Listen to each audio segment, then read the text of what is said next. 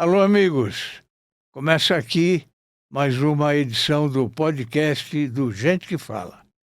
Hoje, para variar um pouquinho, eu trouxe uma pessoa que vocês vão adorar, que tem muita história para contar. Jornalista das antigas e também novelista, meu amigo Durval Monteiro. Como vai, Fausto? Você vai... Tá bem? Estou ótimo, principalmente por estar aqui e reencontrando você. Faz tempo que a gente não se vê pessoalmente, né? Desde a Trianon, né? Desde a Trianon. Da época da Trianon já vão, acho que 15 anos, 16 anos, sei lá. Mas você não mudou nada. Só um pouquinho de cabelo mais branco. Ah, mas isso faz parte, né? Durval, você é jornalista e novelista, né?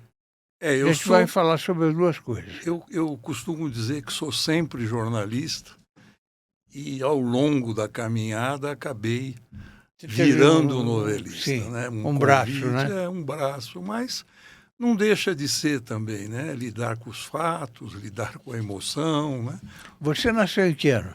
45. 45. Dia 8 de maio. Você é 2 anos mais novo que eu. 2 anos, opa. Eu nasci em 43. Ah, E onde você nasceu? Em que cidade? nasci em São Paulo, morei sempre em São Paulo. Maternidade de São Paulo, não? Paulistano raiz. Paulistano Raiz. Nasceu na maternidade de São Paulo também? Não. Nasci em casa. Em casa? Em Santana, na rua Duarte de Azevedo. Ah. Uma travessinha ali da Azul. Passou a infância por lá? Passei a infância um pouquinho mais para cima. Eu fui para Tucuruvi. Tucuruvi. E aí fiquei lá até 1958, por aí. Aí o meu pai construiu uma casa, não sei se você conhece, ali no Jardim França, caminho do Tremembé. Sim. Aí morei lá até 74. Em 74, aí eu acabei vindo para os Jardins, depois estou morando agora no Paraíso, morei quase 20 anos na Granja Viana, numa casa onde era muito confortável fazer novela. Naquela época eu comecei a fazer novela. Você tem filhos? Tenho um filho. Um filho? Um só. É jornalista também, não? Não, ele se formou radialista na FAAP. Trabalhou comigo um tempo, naquele tempo da Trianon, mas ele agora cuida das coisas mais ligadas à plantação de orgânicos. Ele trabalha com isso hoje. Mudou um pouquinho. Mudou um pouco. Ele é bem alternativo. Né? Sim. Sim. Então você não tem netos ainda? Não tenho netos e não sei se vou ter, não. Sim. Mas quem sabe, né? Nunca se sabe. Claro. Você iniciou a carreira, Durval, no jornalismo em 1963 e ocupou ao longo de 16 anos posições de repórter a diretor de redação dos Diários Associados de São Paulo. Que saudade, né? Por que você escolheu trabalhar em comunicação? Na verdade, Fausto, veja você como as coisas são engraçadas. Eu, na época, cursava o terceiro científico. E o meu sonho era... Não tinha nada a ver com jornalismo. Nada. O meu sonho era fazer engenharia. Aí você deve lembrar do Luiz Monteiro, que foi diretor dos Diários. Claro. Luiz era meu tio, irmão da minha mãe. E chegou um momento que o pai não tinha mais condição de bancar aqui o filho e eu precisava arrumar alguma coisa. Como eu estudava de manhã, eu precisaria arrumar um emprego meio expediente, qualquer coisa assim. Lembrei do Luiz e fui procurá-lo na 7 de abril, na maravilhosa 7 de abril, 230, né, primeiro andar. E expliquei para ele, olha, eu estou precisando ganhar alguma coisa para terminar o colegial, né, e fazer vestibular para engenharia. Não sei se você me arruma alguma coisa por aqui. Aí ele falou, olha, agora não tem nada, mas se você quiser, vai ficando por aqui comigo, vem aqui todo dia e tal. Eu te dou um troquinho para te ajudar e tal. A hora que aparecer uma vaga, a gente acerta. Aí eu tinha 17 anos. Na época eu não teria nem condição de ser contratado, porque tinha uma exigência que Sim. tivesse 18 anos. E eu acabei ficando, ele era secretário do Diário de São Paulo. Eu acabei ficando toda fim de tarde, começo de noite, ia para lá, ficava, ele me ajudava com um troquinho e tal. Quando eu me dei conta, Fausto, eu estava tão apaixonado por aquilo, tão apaixonado, que o curso colegial não interessava mais, a carreira de engenheiro não interessava mais. Eu queria ficar ali. Então, no começo, eu ia a hora que ele chegava, mas depois eu ia mais cedo, porque já estava conhecendo as pessoas. E fui ficando por ali, fui ficando. Quando chegou em dezembro, aí eu já tinha feito os 18.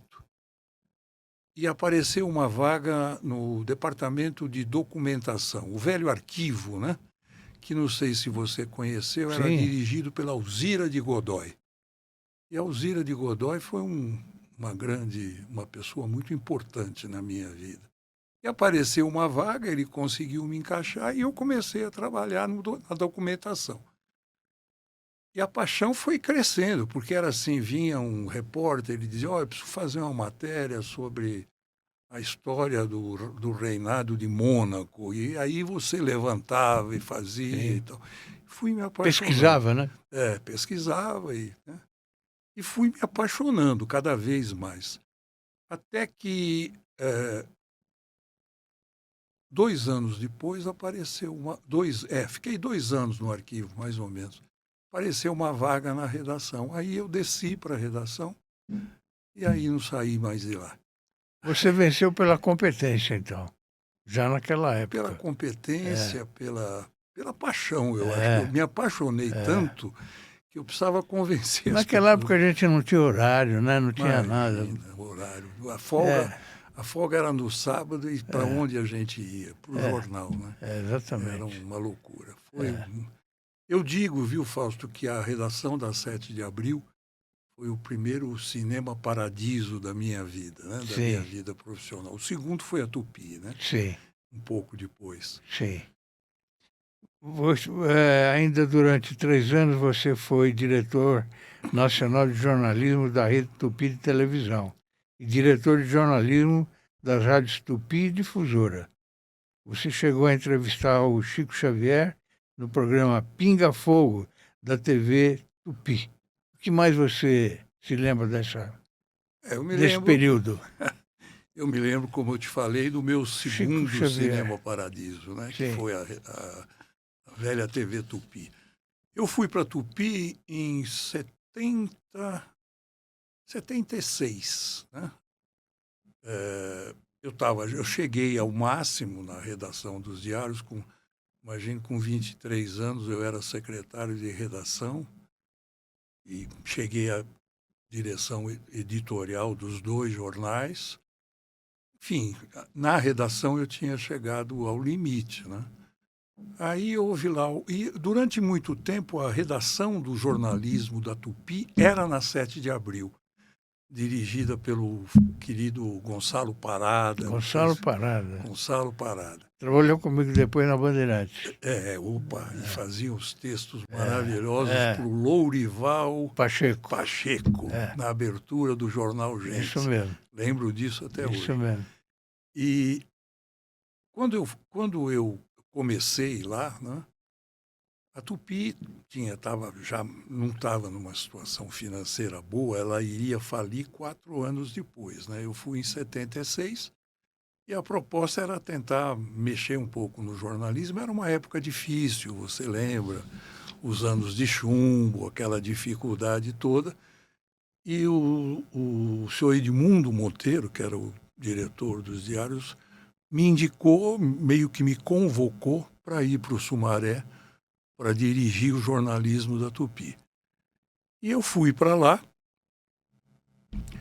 fiquei lá quase 4 anos. Saí um pouco antes do final, infelizmente. E naquela época a Tupi estava reeditando, dirigido pelo Almir Guimarães, que também você conhece, o Pinga Fogo. O Pinga Fogo tinha sido um programa antes da Revolução de... Uma audiência fabulosa. E era uma versão que tinha o Nazário, o Celso Jardim, Sim. aquela equipe toda. Depois veio a ditadura, o programa foi tirado do ar, não podia mais ter. E aí, em 71, o Almir conseguiu convencer lá o governo da época, quem cuidava disso, de que podia ser feito um programa. Já estávamos meio que começando a abertura política e tal. Então ele fez uma segunda versão, uma segunda edição do Pinga Fogo.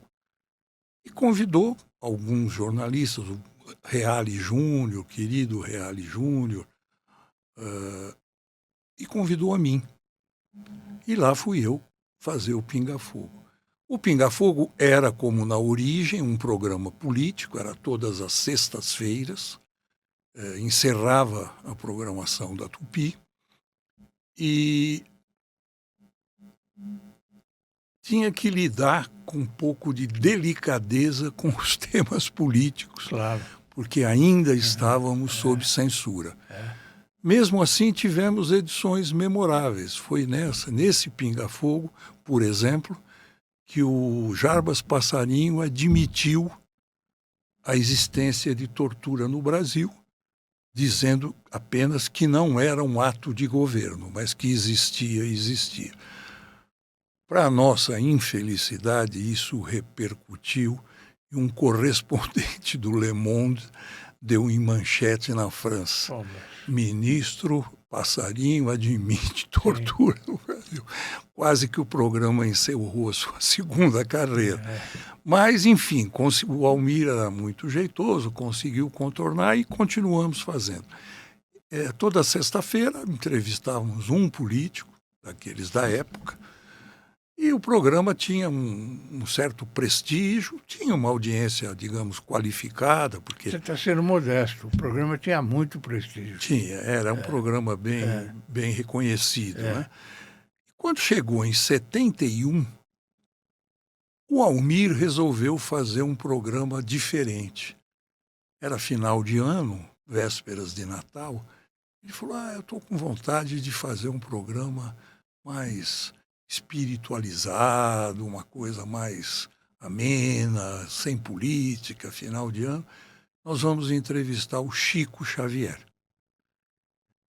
Para esse programa, ele montou uma equipe especial, não a equipe inteira do Pinga Fogo. Ficamos apenas eu e o Reale.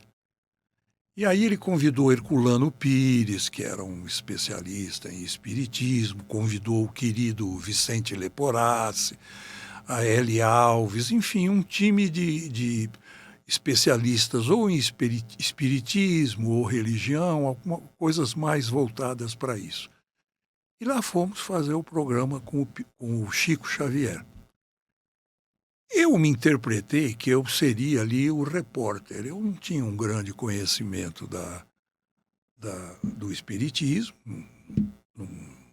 não acompanhava, e achei que eu ia ser o repórter e que, como repórter, deveria até questionar as coisas que, eventualmente, as pessoas que não fossem espíritas pudessem achar que não eram verdadeiras. E me preparei para isso. Quando fui para o Sumaré, eu saía da 7 de abril e ia de carro. E normalmente eu chegava no Sumaré, o programa entrava no ar 11 horas, mais ou menos. Chegava 15 para as 11 e tal. As ruas vazias, não tinha a padaria Real já estava fechada. Então, a famosa padaria. Famosa Real. E fazíamos o programa e íamos embora. Naquele dia eu estranhei, porque assim que eu peguei o caminho, eu comecei a ver centenas de pessoas nas calçadas. Porque, como o auditório era limitado a 400 pessoas, a Tupi colocou aparelhos de TV no trajeto. E as pessoas que ficaram para fora ficaram vendo nesses aparelhos que estavam presos nas calçadas, nas casas, nos muros. Eram centenas e centenas de pessoas. Eu fiquei meio chocado. Para não me alongar muito, entramos, fizemos o programa durou 4 horas de duração. Fui até às 3 da manhã, ao vivo, via Embratel para o país todo, e é, se não me engano, até hoje a maior audiência da história da televisão brasileira. E os próprios espíritas dizem que existe o espiritismo no Brasil antes do Pinga Fogo e depois do Pinga Fogo. E eu diria para você que existe o Durval Monteiro antes do Chico Xavier e depois do Chico Xavier. E qual é a sua opinião pessoal sobre o Chico Xavier? Era uma pessoa de uma bondade extrema, uma pessoa surpreendente dentro da sua simplicidade, com a profundidade com que ele abordava todos os temas e principalmente com a emoção que ele passava. As pessoas, aquela rua que eu te falei, repleta de pessoas, ou o auditório, você não via um pio. Era um silêncio absoluto, uma coisa de paz, uma coisa de... Seguramente ele era uma pessoa especial. Eu, não, como te disse, não era e nem hoje sou um especialista em espiritismo. Mas eu fui tocado por ele. E, enfim, de alguma forma ele mudou a minha maneira de ver a vida. Eu tive um contato com o Chico Xavier. Quando perdi meu filho, através de um amigo, eu acabei indo para Uberaba e almocei com ele. Mas ele já estava com a idade bem avançada. Né? Então não houve nada de psicografia, que era o forte dele e tudo, mas ele conversou muito comigo. E uma coisa que ficou marcada em mim é quando ele se aproximou da mesa para almoçar, eu percebi que veio junto um perfume mais de flores, sabe? Uma coisa diferente. E ele não usava perfume, era uma coisa diferente. E conversou bastante comigo durante o almoço. Para mim foi uma honra, né? E como você disse, daquela rua, quando eu saí da casa dele, estava apinhado de gente. Nossa, lá era fora. Ele era uma pessoa muito boa, né? Só fazia o bem. Só fazia o bem e ele tinha algum dom especial, Fausto. Eu te digo, não sei, com certeza. Não me sinto capacitado a definir o que, mas ele tinha alguma coisa de especial. Foi a única religião que na época eu me agarrei. É a única religião a qual eu admito me agarrar de alguma forma. Passou a ser, né? Bom, em 79, você foi convidado pelo publicitário Rodolfo Lima Martensen para criar a área de comunicação corporativa da Gessi Lever, hoje Unilever do Brasil, que você ficou lá 20 anos. Quase 20 anos. Uma mudança radical. Radical. Foi difícil, inclusive, aceitar. Deixa eu te contar. 79 é o ano que antecede a falência da Tupi. Sim. Eu estava na Tupi em 79 e eram crises em cima de crises, trocava direção, fazia e tal. E num determinado momento, alguém lá convidou o Mauro Salles para dirigir os associados e salvar os associados. E o Mauro era uma figura, você conheceu também, ele gostava de coisas grandiosas. Sim, né? Pensava alto. Então, apesar da Tupi estar, digamos assim, no fundo do poço, a posse dele foi um acontecimento. Ele fez em Brasília, ministros de Estado, todo mundo, e anunciando como ele era a salvação dos associados. Ele era o homem que chegava para salvar o barco, né? Tirar o barco da tempestade. E como ele quis fazer algo grandioso, o Edmundo me chamou e falou: Durval, eu gostaria que você fosse pessoalmente a Brasília fazer essa cobertura, porque o Mauro é muito vaidoso e tal, e não quero que nada dê errado. Eu, tudo bem, missão dada, missão cumprida, claro. Vamos para Brasília. E peguei o avião em Congonhas Sentei ao lado de uma pessoa que eu não conhecia, um senhor, um ar escandinavo, né? Simpaticíssimo, assim, muito chique, que era, depois eu fui saber, o Rodolfo Lima Martens, que é um ícone da propaganda brasileira, né? Dirigiu a Lintas na época, ele é o famoso criador do Omo, né? Aliás, é a voz dele que ilustrava o primeiro comercial de Omo, né? E, de repente, por alguma razão, ele puxou o papo, começamos a conversar. Ele disse que eu parecia com o filho dele. Na época eu já usava barba, mas era preta na época. Você me lembra o meu filho. Aí começamos a conversar. Batemos um papo, eu me apresentei, ele falou da propaganda e tal. Chegamos em Brasília, cada um foi para um lado, eu para o hotel, né? E na noite da posse oficial do Mauro, nos encontramos novamente. Ah, como vai? Tudo bem, tudo bem. Só isso. No dia seguinte, à posse, ia voltar para São Paulo para trabalhar, né? A matéria estava pronta e tal. Fizemos a cobertura, inclusive, ao vivo na época. Chego no avião, não na mesma poltrona, mas dou de cara com o Rodolfo, de novo.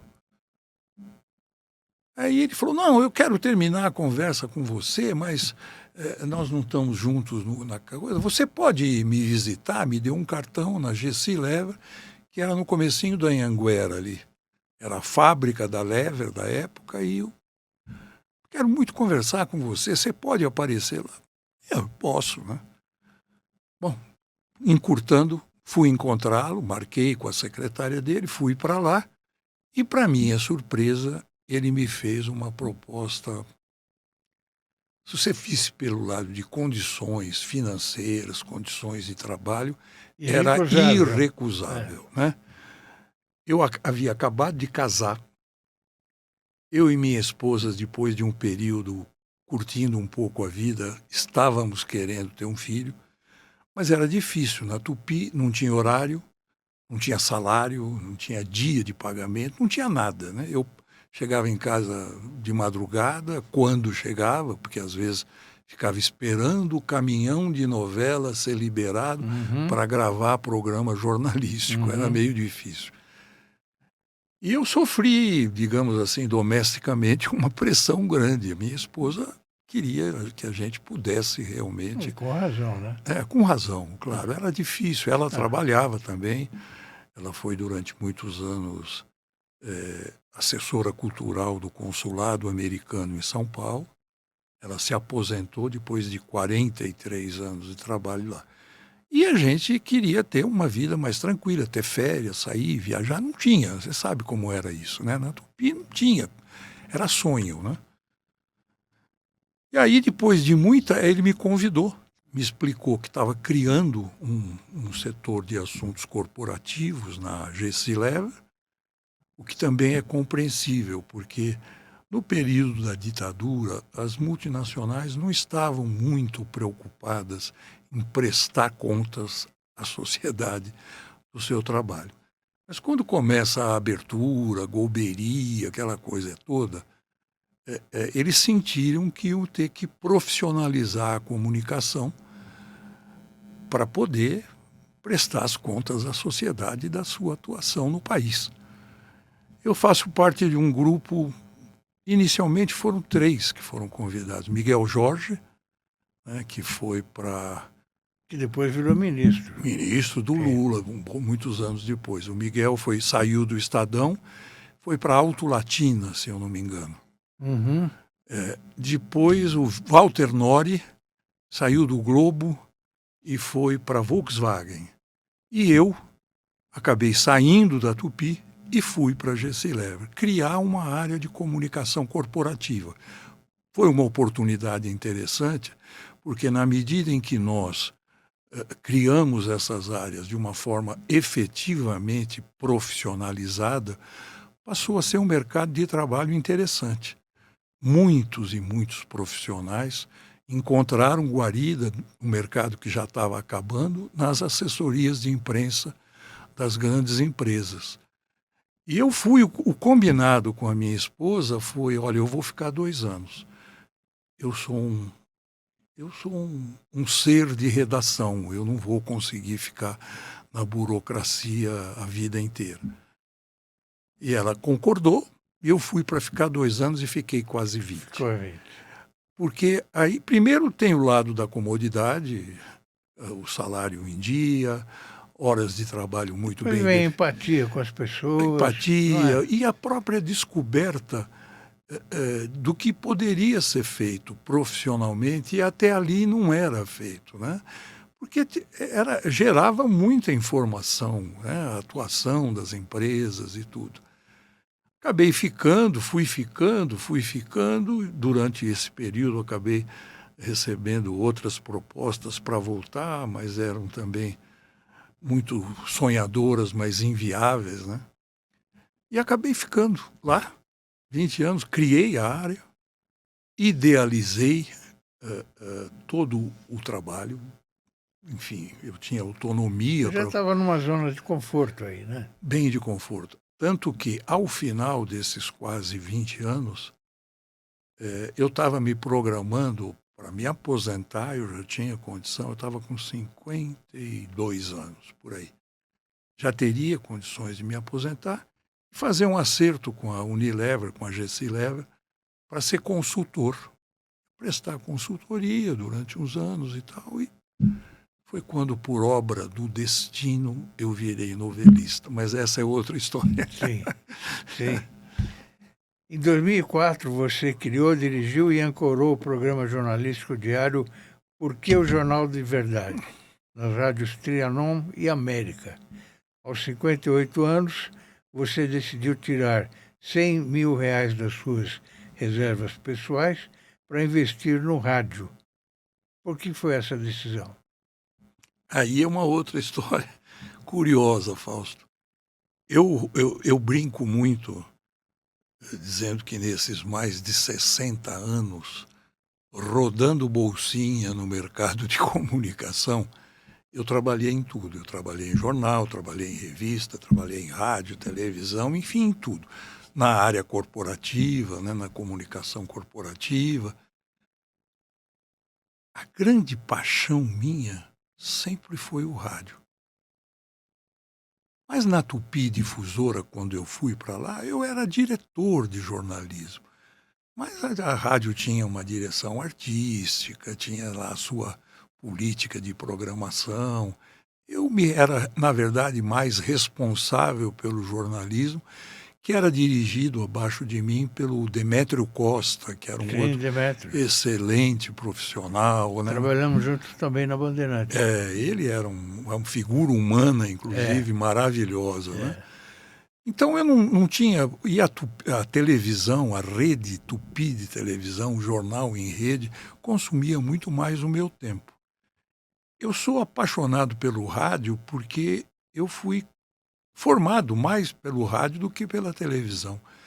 Eu sou um garoto que, com 13 anos, no longínquo Tucuruvi, descia a Rua de Barro com o Espica no ouvido, o radinho Espica no ouvido, ouvindo o Pedro Luiz falando de Estocolmo, né?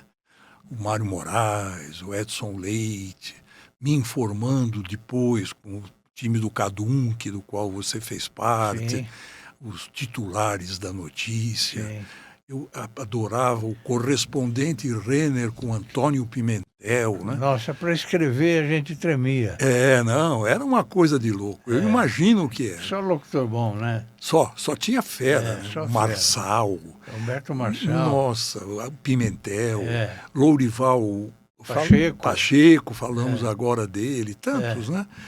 Então eu tinha essa atração pelo rádio, sempre tive. Né? Desde garoto eu tinha um rádio Bakelite verde claro na minha cabeceira e dormia ouvindo o Miguel Vaccaro Neto na Rádio América, na época, com o Estúdio V, porque ele trazia as músicas dos Estados Unidos.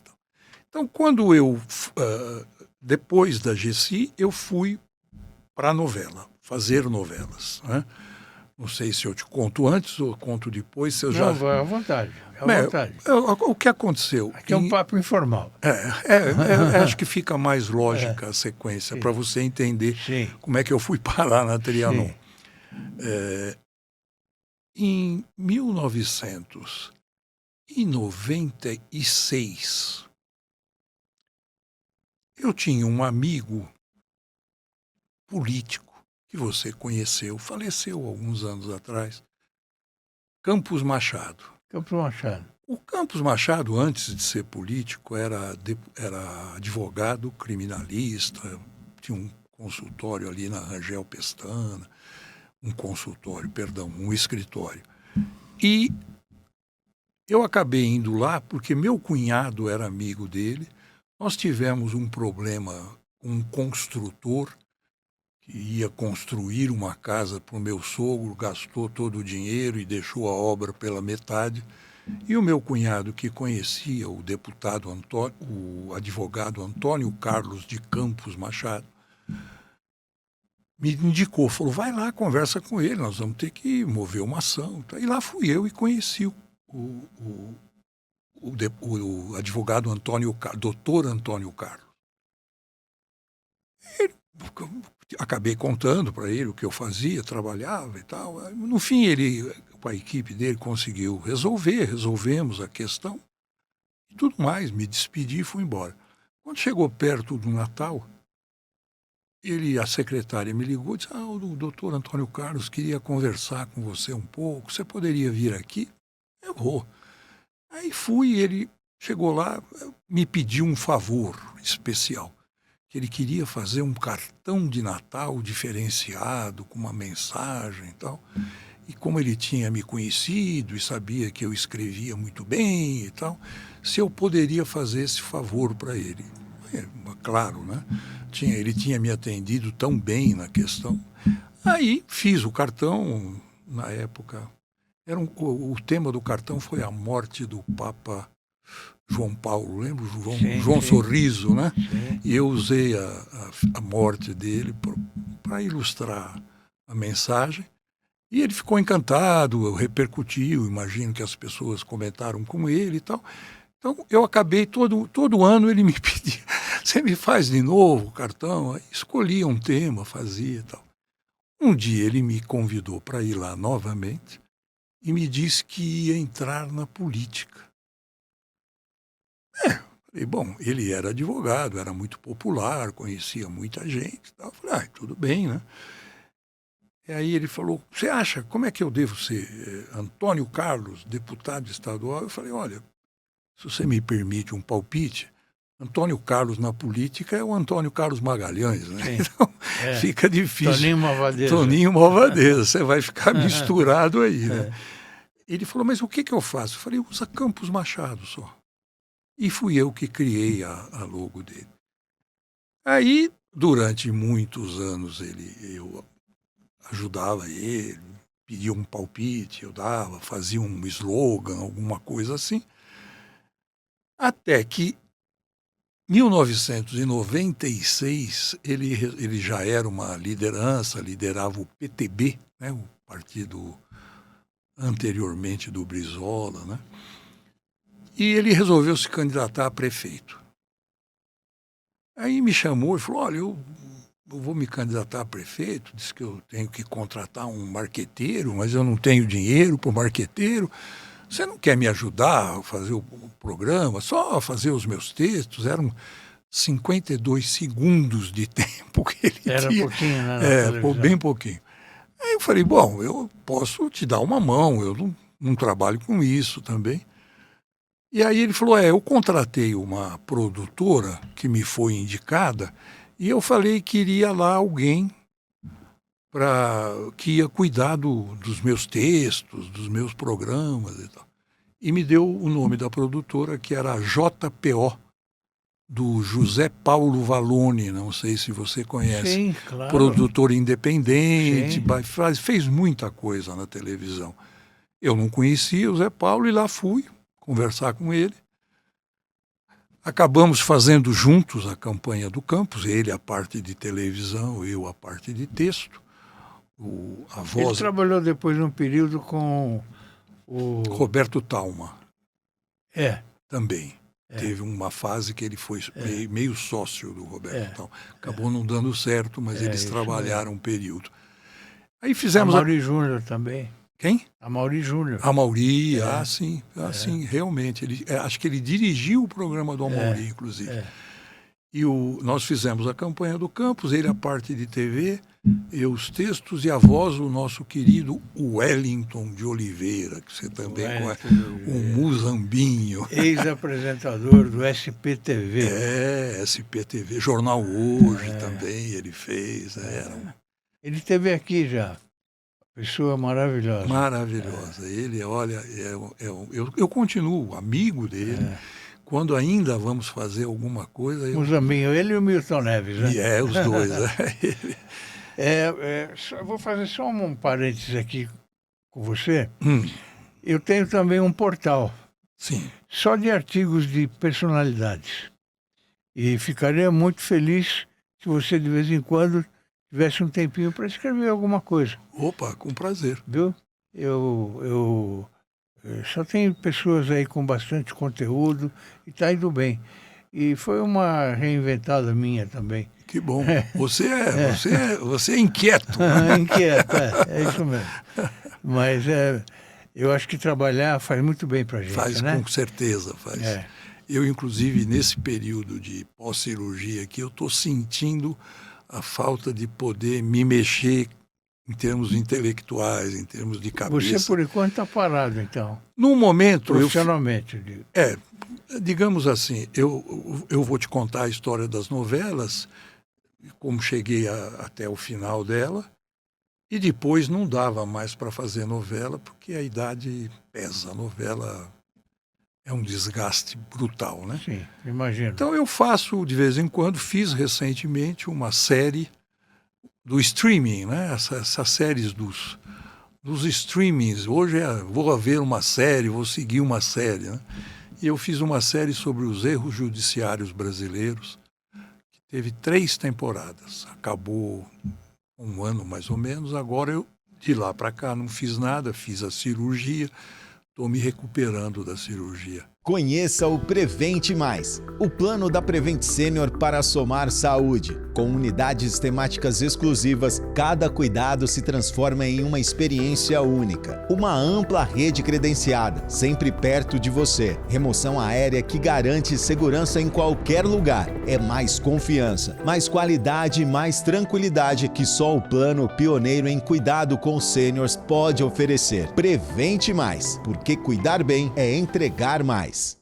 Já falando em dramaturgia, né, para você? Eu não contei como é que eu virei, porque em função da campanha do Campos, que foi do marketing político, eu acabei ficando amigo do Zé Paulo Vallone. É um amicíssimo dele. Sim. Eu estava na GSI, toda sexta-feira ele combinava um vinhinho lá na produtora, eu ia para lá, a gente tomava um vinho, batia um papo e tal. As famílias acabaram se conhecendo, ficamos amigos mesmo. Essa foto aqui, aqui está a síntese da minha atuação na dramaturgia. E aí um dia... Maria Esperança. Um dia, Zé Paulo Vallone me espera na sexta-feira, com vinho já na taça, de primeira qualidade, e falou: eu tenho um desafio para você. E o quê? Você gostaria de escrever uma novela? Ele me perguntou isso numa sexta-feira. Eu sempre gostei muito de cinema, eu sou viciado em cinema, teatro. Cheguei na juventude a ter um grupo amador de teatro, ganhar um festival amador de teatro em São Paulo. Mas novela eu nunca tinha feito. Via lá na Tupi, conversava com as pessoas no tempo da Tupi, mas não tinha nenhuma atuação profissional com isso. Falei: Zé, eu gostaria, mas eu precisaria aprender a fazer. Ele falou: bom, você tem até segunda-feira para me entregar uma sinopse. Poxa. Falei: como?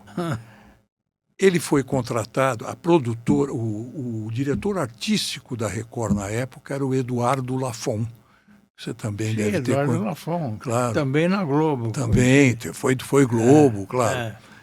E o Lafon estava dirigindo artisticamente a Record, não estava feliz com o resultado das novelas que a Record vinha fazendo e resolveu terceirizar o horário.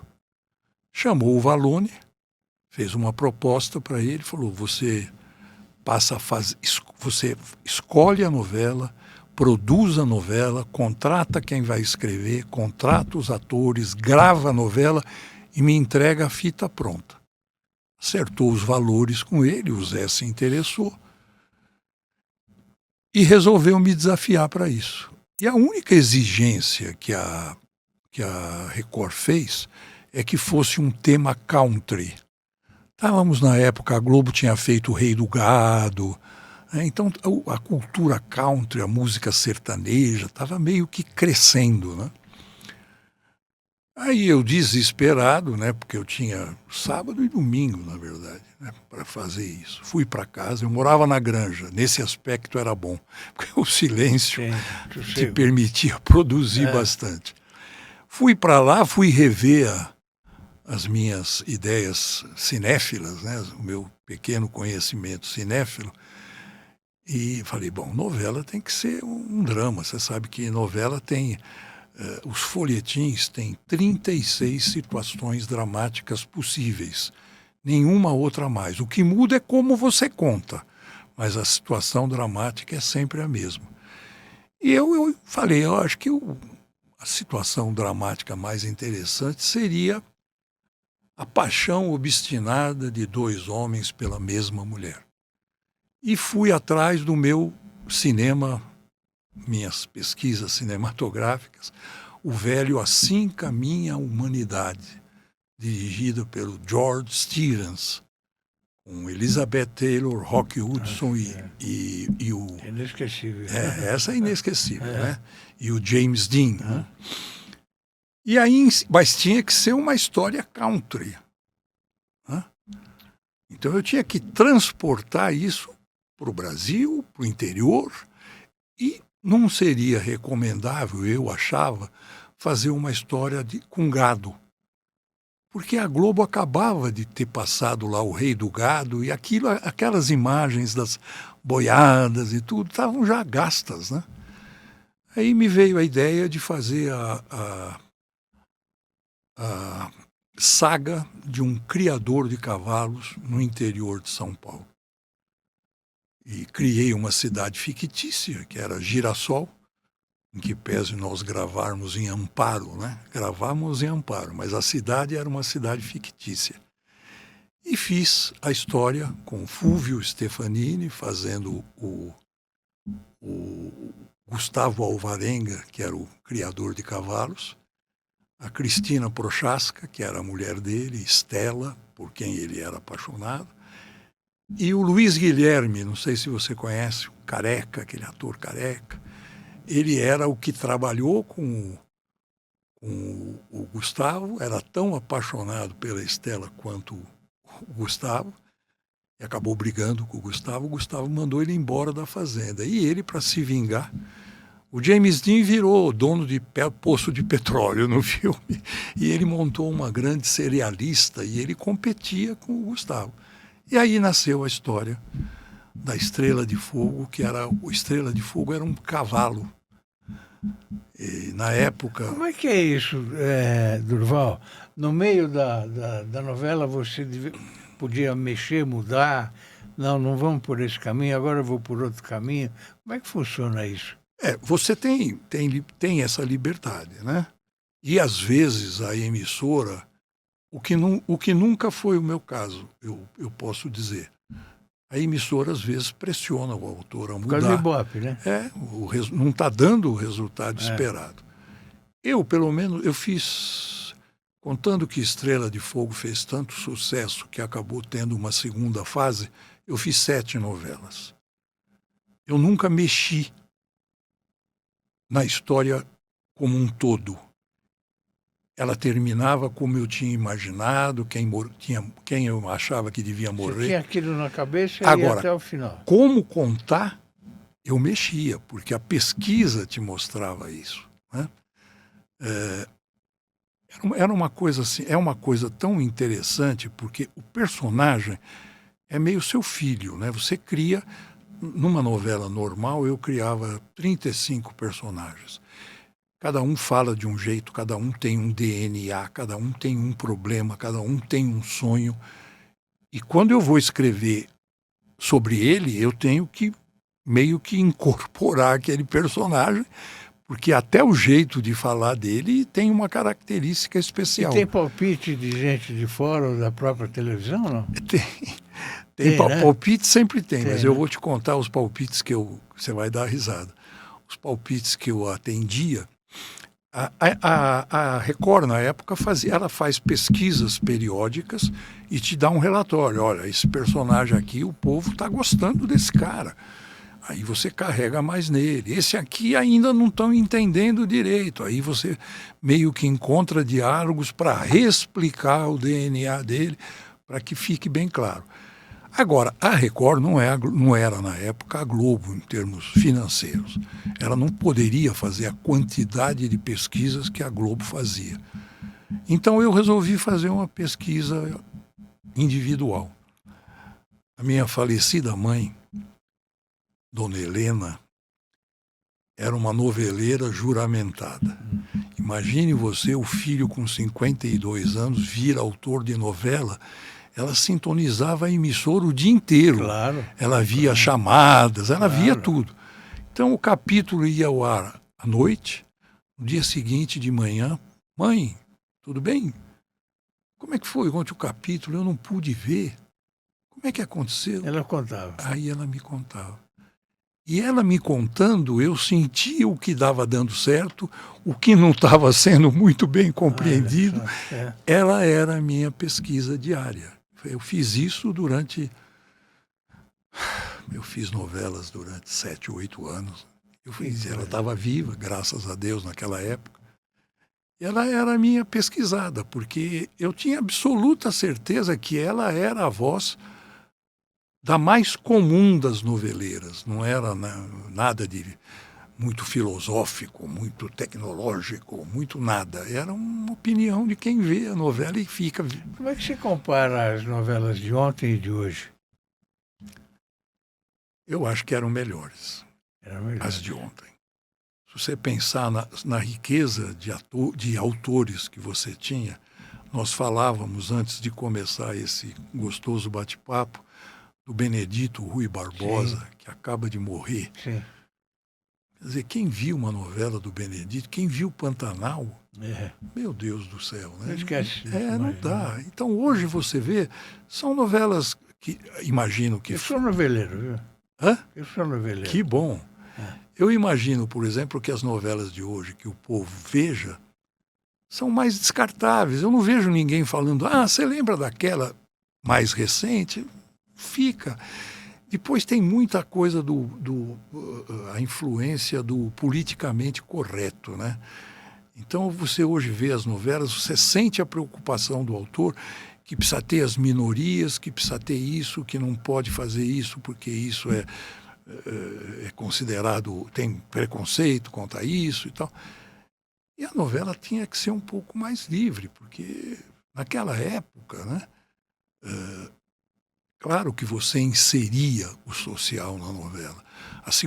A primeira novela que eu fiz foi Estrela de Fogo, fez um sucesso tão grande, só para encerrar, que a Record me falou que eu não podia terminar a novela, me cobrou uma segunda fase da novela. A novela tinha tido 148 capítulos, eu tive que escrever mais 100, né? Dei uma passagem de tempo, alguns personagens morreram, outros vieram, e terminei a novela.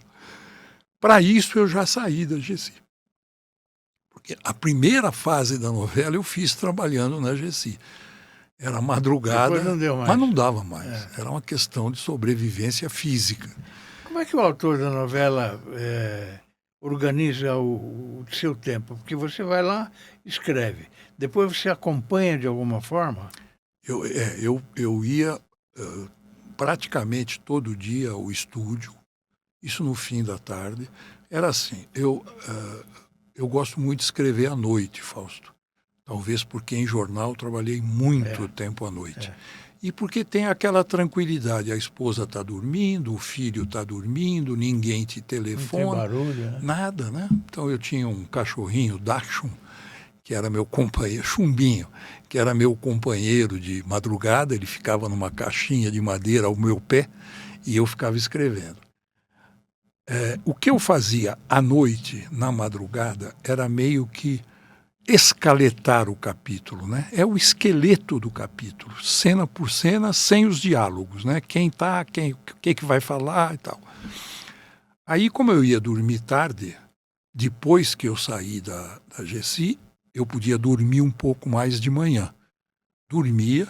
Quando acordava, eu tinha a escaleta pronta, eu ia para o estúdio, que era aqui em Moema, conversava com os atores, eventualmente sugeria alguma mudança de postura, criava algum bordão que pode ajudar a fortalecer o personagem, porque os atores são meio bruxos, né?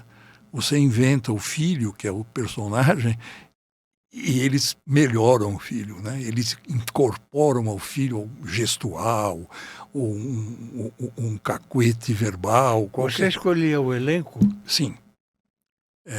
Claro, na medida do possível. A primeira providência era... Esse texto aqui vai cair melhor com fulano de tal. Não, eu pegava o elenco todo, né? Quantos personagens? 35 personagens. Então eu colocava um elenco ideal. A ideia era assim, a esposa do Vallone, era Georgia Tosi Vallone, ela era a diretora de elenco, produtora-chefe e diretora de elenco. E ela tinha muito feeling, né? O próprio Vallone também tinha um feeling na escolha de autores. Então eu preparava para eles, dizendo assim, se fosse possível contratar qualquer ator e qualquer atriz, o Gustavo seria o Antônio Fagundes, a Estela seria, sei lá, Cristiane Torlone, enfim. Botava todos os atores que eu gostaria de botar, mas nem todos estavam disponíveis. Sim. Na época, a Globo tinha um banco de elenco de 500 atores e atrizes. Então, o que eles faziam? Eles iam na linha daquele ator buscar um genérico, vamos falar, um ator com as mesmas características, competente e tudo mais, e aí me apresentavam o elenco possível. O meu elenco era o ideal. O que eles me apresentavam era o possível. Às vezes tinha dúvida para um papel entre um e outro e tal, aí nós fechávamos o elenco, eu aceitava esse, aquele outro, botava um outro aqui e tal, e fechava o elenco, né? Você admitia o famoso caco? Quando Total. Sim. Pelo que eu te falei há pouco, né? Eu acho uma bobagem isso, né? Tem autor que mata a personagem por causa de caco. Não sei se você sabe disso, né? O cara muda uma palavra do que ele escreveu, ele na próxima cena ele mata o personagem, pelo amor de Deus. Pelo contrário, eu pedia aos atores que contribuíssem para enriquecer esse personagem, que ficassem à vontade. Eles sabiam qual era a linha do personagem, o que cabia e o que não cabia, e dentro do que cabia, podiam criar. Eu trabalhava com Jussara Freire, Lolita Rodrigues, Fulvio Stefanini. Você acha que eu vou ser pretensioso para dizer, não, você vai falar exatamente como eu escrevi? Eram pessoas do ramo, né? Pelo Deus. Por isso que eu gosto de ver novela, eu gosto de ver a interpretação dos atores. É muito boa. E das atrizes, sabe? Às vezes você também percebe que, poxa, esse cara está fraquinho, né? Mas olha esse como está interpretando de nota 10, né? Não, e tem, né? Agora, o que não existe, quando eu te falei que eu gostava mais das novelas anteriores, é que pelo pouco que eu vejo, eu não vejo muito agora. Mas não existe aquele tipo marcante, né? Por exemplo, você pensa do Rei do Gado e você pensa no Fagundes. Você pensa no Pantanal, você lembra do Cláudio Marzo. Hoje os personagens são feitos por atores, mesmo que façam bem, mas não são tão marcantes a ponto de você jamais esquecer daquela figura. Né? Eram trabalhos notáveis, porque os personagens que eram criados pelos autores da época eram muito ricos. Né? Você pega não só o Benedito, o time todo, né? O Gilberto Braga, Aguinaldo Silva, Walter Negrão, né? Autores brilhantes. Mas que vida rica você teve, né? Cansativa, viu, Fausto? Mas foi um período muito rico. Na verdade, eu fiz, como eu te falei, 7 novelas. As 3 primeiras na Record. Estrela de Fogo, Louca Paixão, que foi uma novela que explodiu muito, e vou te explicar o que era a novela, e Tiro e Queda. Especialmente Estrela de Fogo e Louca Paixão estouraram tanto a ponto de incomodar a Globo. A Globo havia trocado o Boni pela Marluce, você deve lembrar dessa época. Claro. E a Marluce tinha uma missão que era fazer a Globo manter aquele crescimento, aquela liderança automática nas novelas. E nós começamos a incomodar. A segunda novela, que foi Louca Paixão, era Maurício Matar e Carina Barum. Era o casal principal. Eu cheguei a dar 20 na Record. E 20 incomodava a Globo. A novela dela na época era Torre de Babel, dava 38, 39. Naquela época, você ficar só 18 pontos atrás da Globo numa novela era um escândalo. Sim. E o que aconteceu? A Louca Paixão fez o sucesso porque eu sugeri ao Vallone comprar um texto para a gente fazer um remake. E eu sugeri, o texto era do argentino, eu vou lembrar o nome dele já, que fez a primeira novela diária da história da televisão brasileira, na TV Excelsior, dirigida na época pelo Edson Leite, né? 24599 Ocupado. Pestana, né? Não, era na Nestor Pestana. Nestor Pestana. Isso. 25499 Ocupado, que era Tarcísio Meira e Glória Menezes. E o mote da novela, ela era presidiária e ele era um rico empresário. E na época, eles acabam se conhecendo por uma linha cruzada telefônica. A única coisa que eu queria era esse mote, a linha cruzada, porque o resto era uma novela de 40 capítulos, com 10 personagens, então eu tinha que refazer a história. Mas o mote pegou. Você mantém contato com esse pessoal ainda, não? Com atores? Com todos, né? Atores, diretores, com o Vallone, eu sou padrinho do filho dele, né? Na verdade, o Vallone me inventou como autor de novela. Tenho saudade do Vallone. Quem sabe um dia você possa até falar com ele aqui. Ele tem muita história boa. Isso, gostaria de trazê-lo aqui. O que eu não contei só sobre novela é que, na época, eu era diretor de assuntos corporativos da Gessi Lever. Eu não podia assinar como Durval Monteiro. Eu precisei criar um pseudônimo. E fez tanto sucesso que eu fiquei com o pseudônimo até hoje. Quando eu faço dramaturgia, é Yves Dumont. Dumont é Durval Monteiro, do Monte. E o Yves é uma homenagem ao Yves Montand, o ator francês que eu gosto. Era o pseudônimo. É o pseudônimo. Olha, você está vendo aqui que sobraram 3 folhas que não deu tempo. Falei você muito, vai ter que né? voltar, hein? Falei muito, né? Não, você falou, nossa, que uma riqueza de detalhes. Imagina. Você é sempre muito admirado. Por mim, principalmente, eu tenho muita admiração. E você sempre também tive por por mim. você. Eu também por você, você sabe disso. Durval, muito obrigado pela presença. Imagina, foi um enorme prazer. Espero que você venha outras vezes aqui para terminar de contar os capítulos finais. Né? Exatamente. É sempre muito gostoso ouvir. Te agradeço muito, agradeço a paciência dos seus espectadores, né? de aguentar esse chato aqui falando a Não, respeito dele mesmo. Imagina. Estou à sua disposição sempre. Muito obrigado. Viu? Obrigado eu. Ao amigo espectador, espero que tenham gostado. Durval Monteiro, uma figura maravilhosa, como vocês perceberam, não é? Trabalhou muito por empatia com as pessoas e deu uma aula hoje aqui de jornalismo e de dramaturgia também. Muito obrigado. Obrigado eu, Fausto. E ao amigo espectador, até a próxima, se Deus quiser. Muito obrigado. Tchau, tchau.